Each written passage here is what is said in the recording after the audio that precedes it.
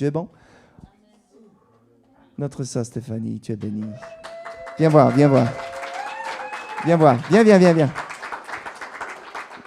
Voilà. On va te faire la place. On est en famille. Tranquille. Tu peux te mettre là si tu veux.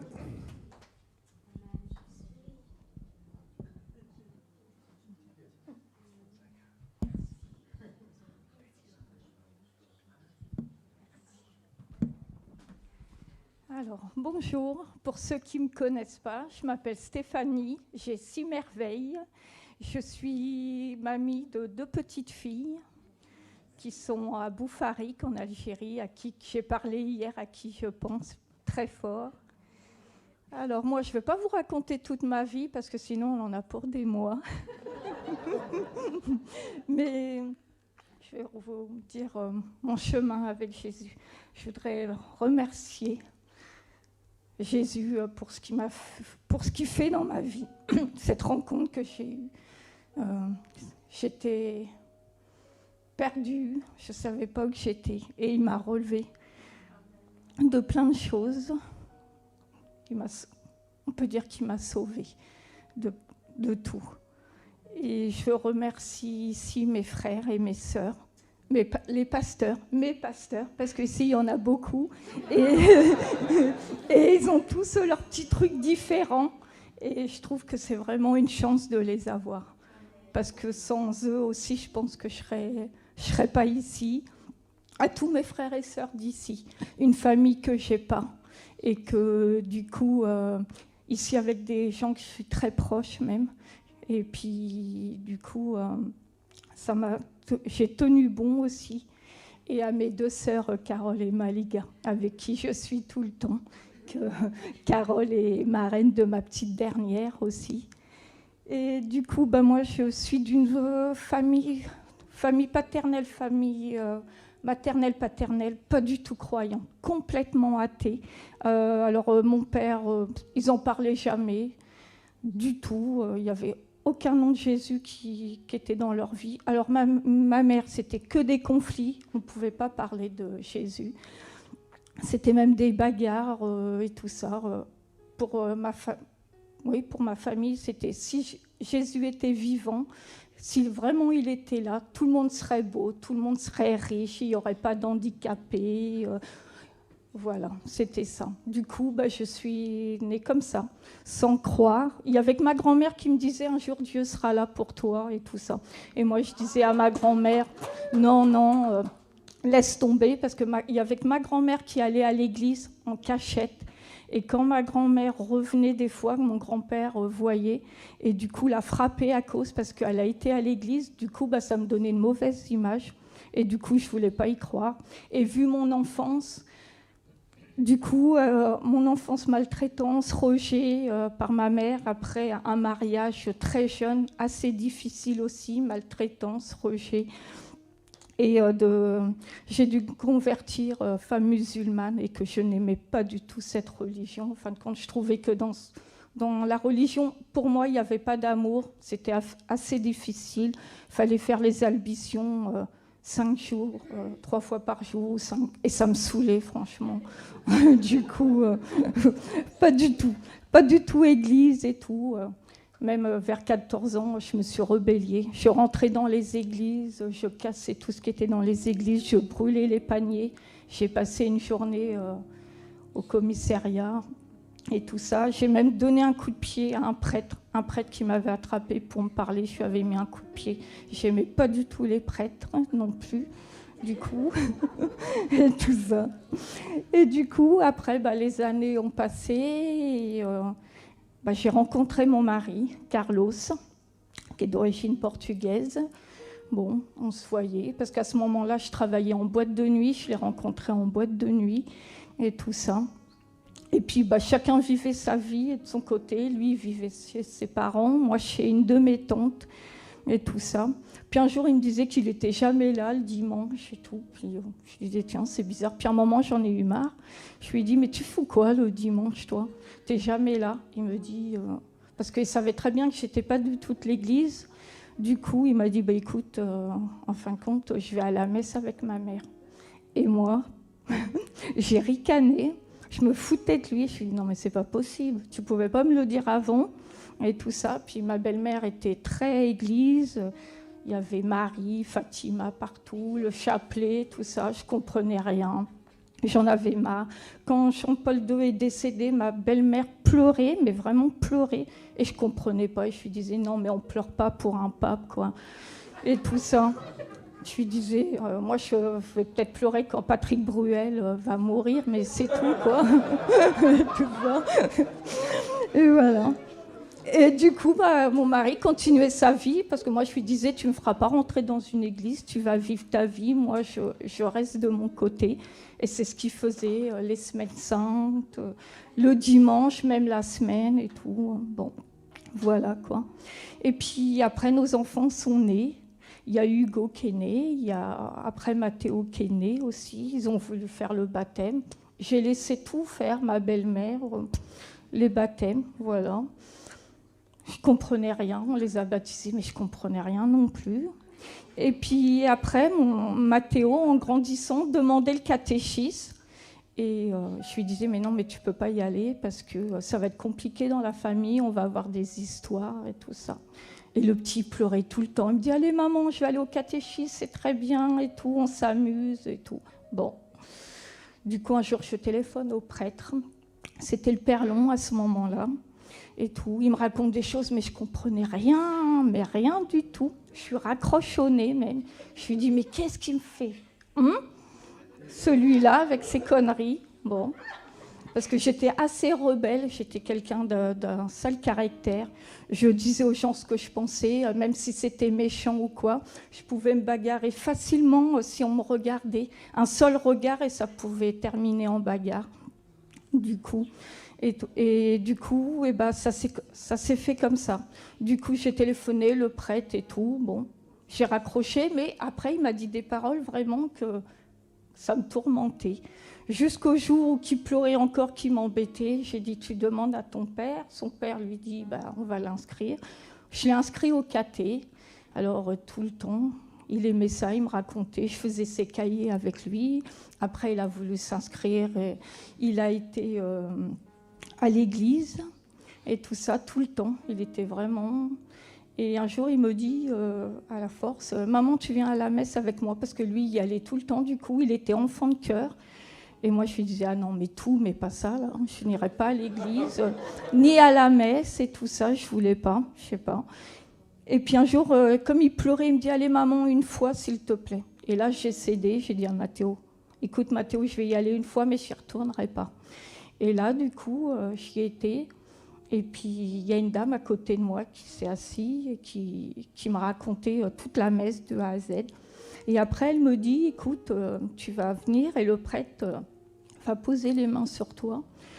Et là, je ne sais pas ce qui s'est passé. Déjà, à la messe, j'étais bizarre, ça me faisait vraiment bizarre. Et puis, tout d'un coup, quand le prêtre a posé ses mains sur moi, j'ai eu comme... un petit malaise, je suis assise, je me suis même assise à côté du banc. Jusqu'à maintenant, je ne saurais pas l'expliquer, mais je n'étais pas la même et tout ça. Mais j'ai fait comme si de rien n'était, la fière, je ne voulais rien entendre, tout ça. Et puis le prêtre après me dit, vous êtes baptisé ? Non, chez nous, on n'est pas baptisé. On n'est pas baptisé, il n'y a pas de mariage, il n'y a rien chez nous. Bon, et voilà, après je suis partie. Et puis la dame qui m'a expliqué la messe, c'est devenue ma marraine, du coup. Et après, je n'ai pas voulu même pas en parler avec Carlos parce que j'avais honte, comme je lui disais tout le temps, des petites vannes, comme on dit. Du coup, je n'osais pas lui dire. Et dans la semaine, ça a été plus fort que moi, je suis retournée. À chaque messe, je suis retournée et je me cachais derrière les poteaux pour pas que les gens me voient ou qu'ils disent à ma belle-mère. Du coup, je me cachais. Et puis après, j'ai commencé avec un Mathéo à prendre les prières, à m'intéresser et tout ça. J'ai suivi mon chemin comme ça. Et jusqu'au jour, j'ai demandé mon baptême. On m'a préparée pendant 2 ans. Après, j'ai été baptisée et tout ça. Je faisais beaucoup de choses dans ma paroisse. Mais je ne sais pas, il y avait toujours quelque chose qui n'allait pas. du tout, parce qu'en plus, après, ma famille l'ont su, du côté de ma mère, et c'était tout le temps conflit et tout ça. Du coup, je vivais ma petite foi, aller à l'église et tout, les chapelets et tout. C'est tout, quoi. Et un jour, on a été mutés, parce que j'habitais dans les Yvelines, dans le 78. Et un jour, mon mari me dit, je suis mutée dans le 38. Et là, je lui ai dit, ah mais non, mais c'est la fin du monde, parce que j'étais très proche du Père Long. C'était mon père spirituel. Et du coup, on est parti ici. Et justement, là, dans ma paroisse, me disait, écoute, on va vous marier, parce qu'on était mariés civilement, mais pas à l'église. Et mon prêtre me dit, si tu ne te maries pas maintenant, avant de partir dans les Yvelines, jamais tu vas te marier à l'église. J'ai dit, ah bon, à ce point-là? Il m'a dit, oui, l'Isère, c'est compliqué et tout. Du coup, je commençais à avoir peur. Et du coup, quand on a dit à mes parents qu'on voulait se marier à l'église, ma famille n'a pas accepté. Du coup, ils ne sont pas venus. Déjà, ils ne sont pas venus à tous les baptêmes de nos enfants. Ils ne sont pas venus à notre mariage. C'est du coup ma paroisse qu'on me préparait le mariage, qui nous ont mariés et tout ça. Et un mois après, je suis venue dans l'Isère. Pareil, dans l'église. Dans l'Isère, c'était très compliqué. Alors, on avait des bons prêtres, mais je ne sais pas, ça passait toujours pas. Il y avait un vide, les gens étaient un peu spéciaux, je trouvais. Mais bon, j'ai continué à aller à l'église et tout, mais toujours pas heureuse, toujours mauvais caractère. Je m'embrouillais avec des gens de l'église. Je me disais, mais c'est pas possible. Et tout ça. Et du coup, je disais rien. Je vivais ma foi comme ça, mais je disais, mais c'est quand même bizarre, quoi. On prie Jésus, tout ça, mais il y avait quand même un manque de quelque chose. Parce que tout le monde parlait de guérison quand même. Je connaissais des gens qui parlaient de guérison, d'amour. Et moi, je trouvais que quand vous n'avez pas reçu d'amour et que vous avez toujours été rejeté, vous n'avez pas d'amour. Vous ne connaissez pas ce que c'est l'amour, du coup. Du coup, vous n'aimez pas les gens. Parce que moi, je n'aimais pas les gens. J'aimais que mon mari et mes enfants. Il n'y a que qui comptait. Les autres gens, non.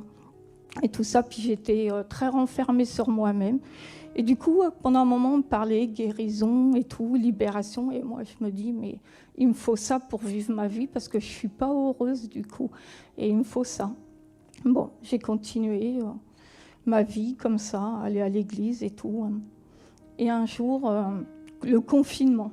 Et le confinement, alors là, c'était pire. On s'est ennuyé à mourir avec Carole. On pleurait, on ne faisait plus rien. Parce que j'étais investie dans ma paroisse, je faisais les préparations de baptême pour un père avec qui j'étais souvent. Je faisais les repas à l'église, je faisais le ménage à l'église, je faisais plein de choses, quoi. Mais il y avait toujours quelque chose qui n'allait pas. Et puis pendant le confinement... avec les filles, malgré qu'on n'avait pas le droit de se voir. C'était plus fort que nous. On se voyait en cachette et tout ça. Et puis, ils me parlent, les filles de Jérémie, tout ça. Puis moi, je ne comprenais rien parce qu'en fin de compte, avant, je ne savais pas ce que c'était un pasteur. On ne m'avait jamais parlé de pasteur. Du coup, je disais, les filles, regardez, tout ça. Après, ils m'ont fait montrer Marcel au début. Et là, je disais rien, mais il se passait quelque chose avec Marcel. Et puis après, en cachette, j'osais même pas le dire aux filles, je regardais moi aussi en cachette à la maison et tout ça.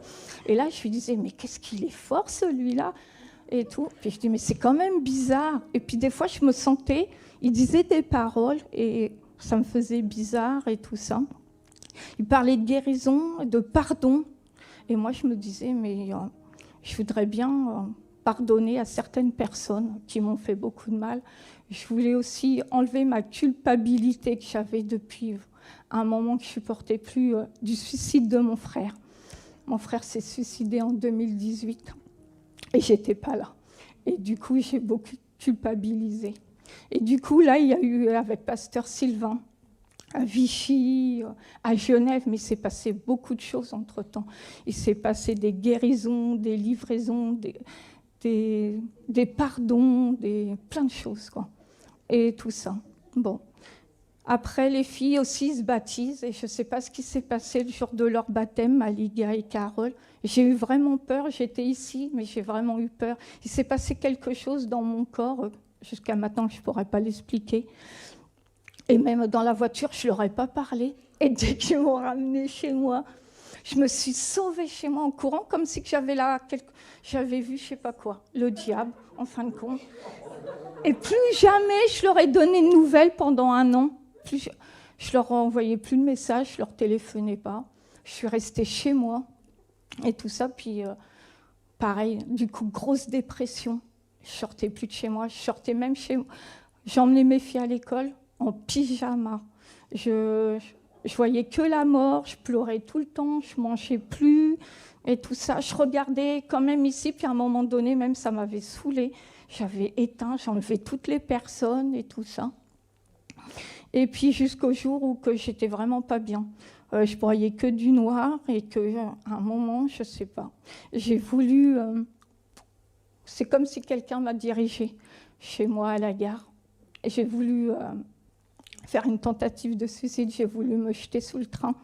Et le téléphone sonne, ça insiste. Au début, je voulais... Non, j'étais... à vouloir sauter.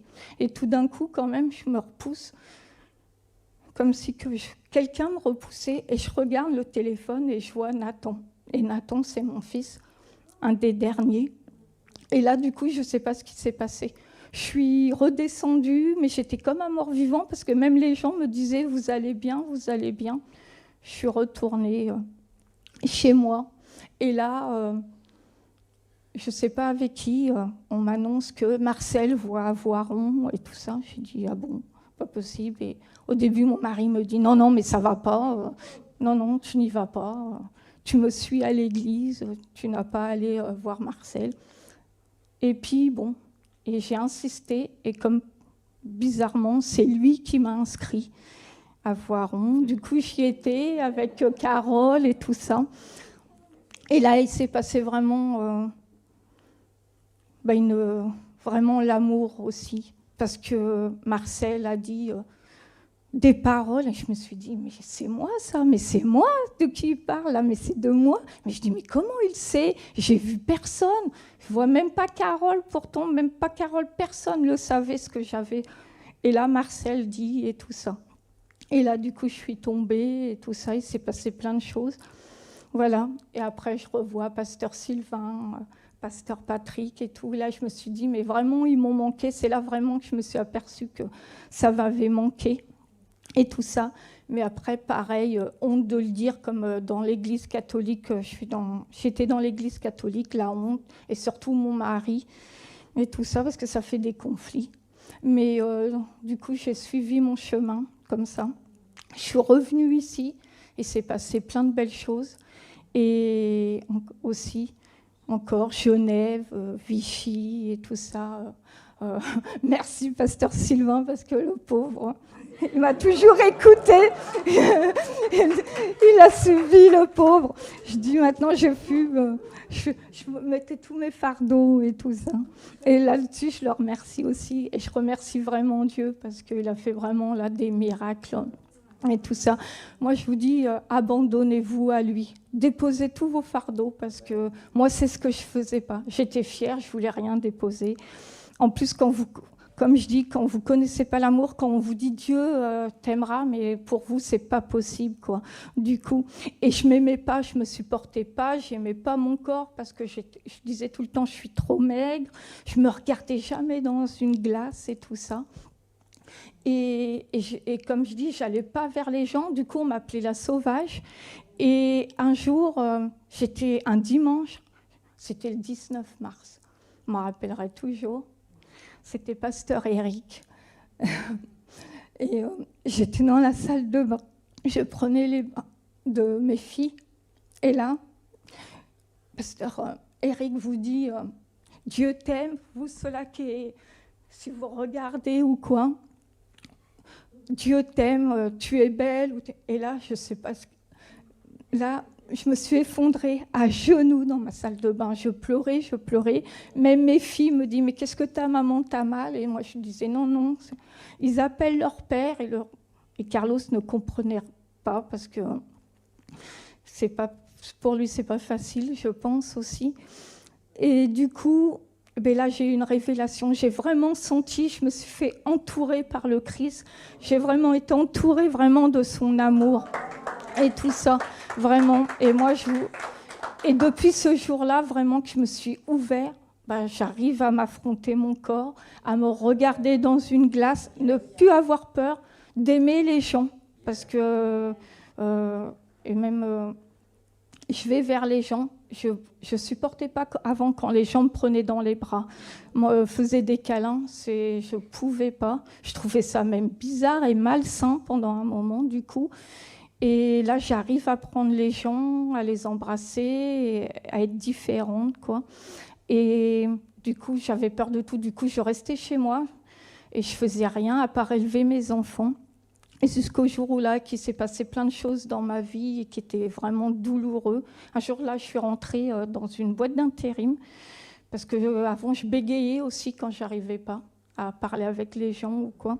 Et un jour, j'en ai eu marre. J'ai dit non, mais il faut que je prenne ma vie là. Faut plus que je compte sur mon mari, les gens autour de moi. Faut que je vive ma vie. Et du coup, je suis rentrée dans une boîte d'intérim. J'ai dit à la dame, écoutez, j'ai des diplômes. J'étais assistante maternelle, mais ça ne m'intéresse plus. Mais je n'ai pas fait d'études, du coup. Et là, la dame me dit « Ah, mais vous inquiétez pas. » J'ai dit « Elle m'a dit « Non, non, mais vous êtes beaucoup à ne pas avoir de diplôme, il ne faut pas avoir peur. » Du coup, elle a été très gentille. Elle m'a fait signer des papiers et tout ça. Elle m'a demandé si je voulais suivre une formation que je n'aurais pas fait avant, tellement que j'avais peur. Pas confiance du tout en moi. Tout le temps à me rabaisser et tout ça. Et là, après, j'ai rempli, et même pas une semaine après, cette dame m'appelle, elle m'a dit, il y a une remise à niveau qui va commencer. Du coup, je suis en remise à niveau, qui se passe très bien, et tout ça. Et j'ai fait une journée avec des personnes âgées, du coup. Et là, du coup, je devais faire cette semaine, mais la semaine a été très compliquée, du coup, je ne l'ai pas fait. Mardi, je fais aussi toute une journée en restauration. Du coup, là, j'hésite entre travailler avec les personnes âgées ou dans la restauration. Du coup, parce que j'aime la cuisine et du coup. Et j'ai une prof qui m'a beaucoup aidée, qui s'appelle Madame González, qui est espagnole et qui avait perdu aussi le chemin de Dieu et tout ça, dû à des blessures d'enfance. Et avec elle, je lis ma Bible en pause, on est tout le temps ensemble, on parle parce qu'un jour, elle m'attrape dans les toilettes, elle me dit « Stéphanie, tu chantes ?» J'ai dit « Non. » « Tu veux qu'il pleuve ?» que je dis à ma prof, je ne sais pas chanter et tout. Mais elle me dit « Mais on t'entend tout le temps chantonner de Jésus. » Et elle me dit « Tu es dans l'église ?» Et là, j'ai dit « Ah non, je ne suis plus dans l'église. » Je ne suis plus dans l'église catholique, mais je suis dans l'église évangélique. Et là, je n'ai pas eu peur de le dire. Et après, là où je suis, il y a des gens musulmanes, toutes sortes, témoins de Jéhovah et tout ça. Et là, j'ai même une amie qui s'appelle Fatia, que je pense très fort à elle, qui a des soucis parce que justement... qui a découvert qu'elle n'était pas non plus heureuse dans sa religion musulmane. Elle vient d'enlever son foulard. Elle cherche Dieu et tout ça, mais qui est obligée, on a dû aller l'emmener à la gendarmerie parce que ses frères, du coup, ils voulaient la marier avec quelqu'un en plus, un cousin plus âgé qu'elle, et là, elle a su dire non, mais du coup, elle est en menace de mort. Du coup, on est tout le temps avec elle, on prie pour elle parce qu'elle a eu le déclic d'enlever son foulard, d'être une femme libre et du coup elle est en recherche de Dieu. Du coup, je lui ai donné aussi là une Bible à ma prof et à Fatia et tout ça. Et du coup, là j'ai plus peur. J'étais très peureuse aussi et là du coup... c'est lui qui contrôle toute ma vie. Je dépose tout et il contrôle toute ma vie. Et je me dis que sans lui, je ne pourrais pas maintenant vivre, quoi. En fin de compte, en plus, on joue la mauvaise tête. On croit qu'on va y arriver tout seul et tout ça, par nos forces et tout. Mais en fin de compte, on se trompe complètement. Là, moi, tout ce qui se dirige, je lui dépose, je lui confie le matin, je me lève très tôt, je prie et tout ça. Je lui dépose tout. Et pareil, même la Bible. Hein. Alors, ce n'est pas une critique dans l'Église catholique, mais on ne lit pas trop la Bible. Et moi, je n'aimais pas la Bible, ça me saoulait. Je le disais, mais non, j'aime pas. Et j'avais une Bible et je ne l'aimais pas, je la cognais dans le mur. Je la balançais tout le temps dans le mur parce que je n'arrivais pas, je ne comprenais pas. Et comme par hasard, je me dis que c'est un déclic, c'est qu'elle revenait à moi tout le temps comme un boomerang à mes pieds, tout le temps. Et j'en prenais plaisir, des fois. Je dis non, mais j'en ai marre. Pourquoi je ne comprends pas? Tout le monde comprend la Bible et moi je ne comprends pas, c'est dur ou quoi. Et du coup, je la balançais, elle revenait à mes pieds. Et je disais, mais pourquoi tu reviens à mes pieds? Et tout ça. Et jusqu'au jour, avec Carole, on va à Genève et j'ai une sœur avec qui je suis très proche depuis un moment. Et tout ça, qui m'offre une Bible. Et depuis, cette Bible, elle me suit partout. Elle est tout le temps dans mon sac à main. Et je la lis tous les jours. Et même si quand je ne comprends pas, je laisse et je reviens plus tard. Mais moi, je vous dis que j'aurais dû le faire avant. J'aurais dû vraiment m'agenouiller. Il faut vraiment s'agenouiller et dire Seigneur, je t'aime et j'ai confiance en toi. Et tout ça.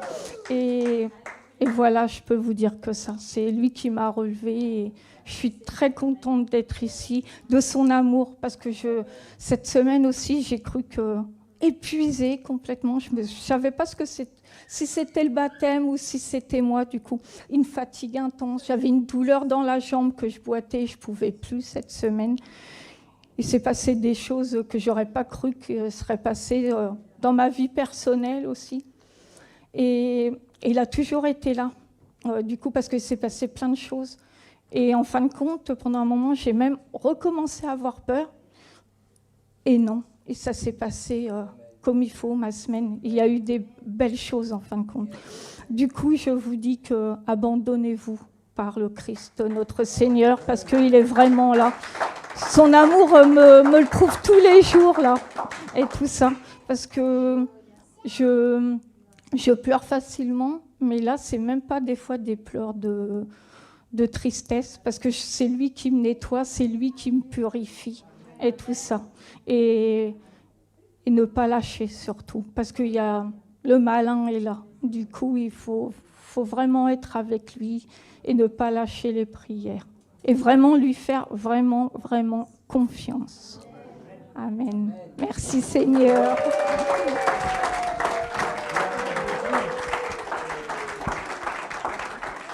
Restez là.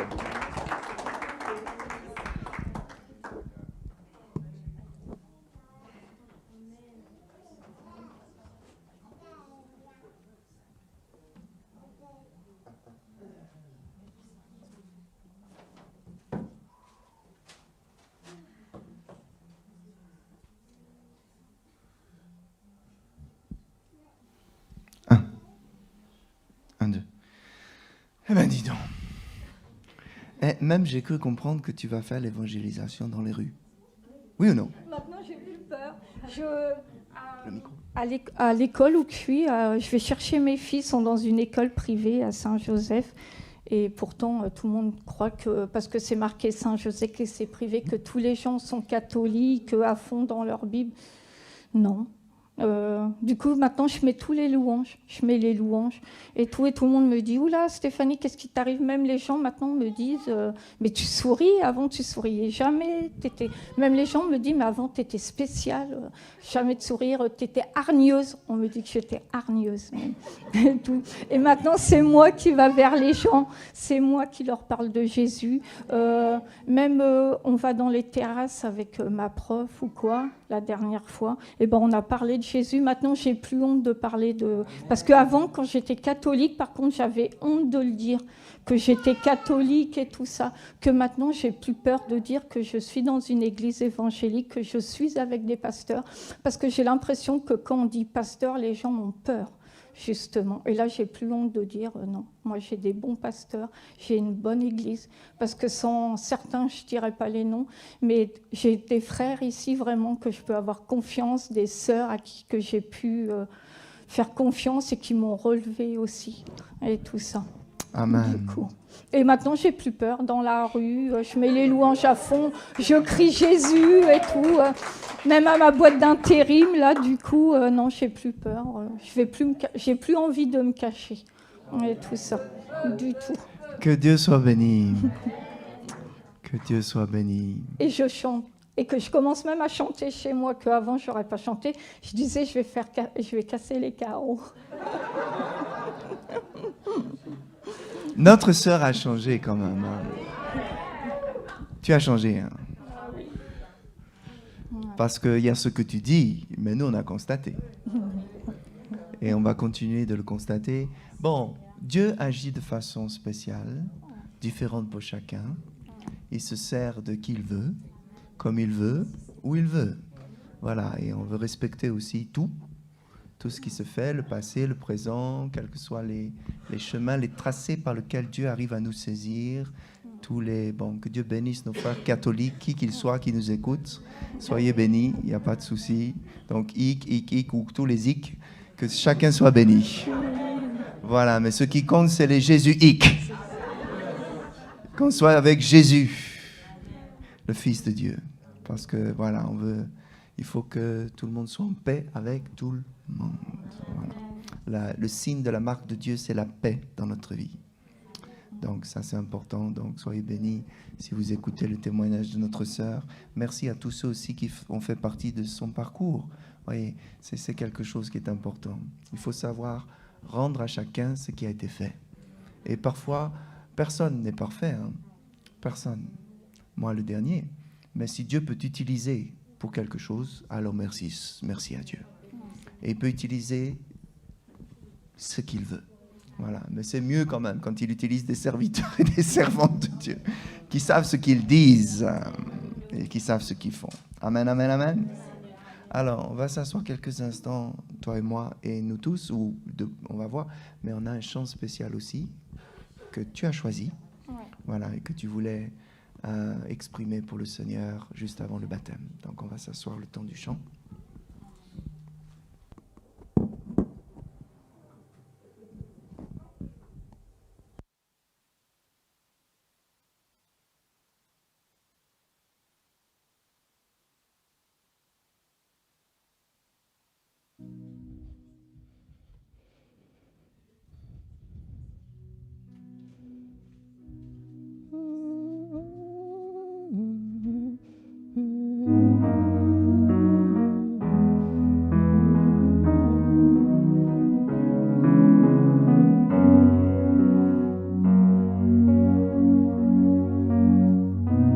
Tout au fond de toi je ne peux regarder, je peux seulement essayer d'imaginer la richesse qui existe tout au fond de ton cœur.